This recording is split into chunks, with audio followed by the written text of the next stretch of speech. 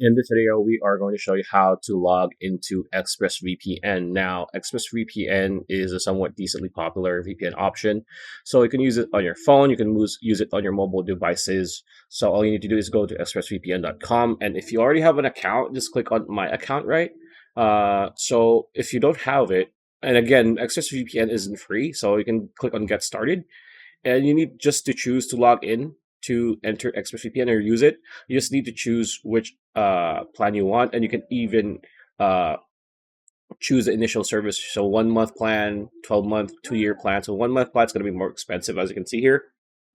And just choose basic, advanced, get pro, or whatever. And you can see the features here, right? So once you've decided and you made your account, you will be able to log in using your email. So to do that, click on My Account. And you're going to be brought to this page where you need to sign in with your email. So enter your email here, click Send Code, and you'll be able to receive a code. Using that code, you'll be able to log into your ExpressVPN account. So pretty much it. That's the video. Hope you like it. Like, comment, share, subscribe, ring that bell icon. I'll see you on the next video.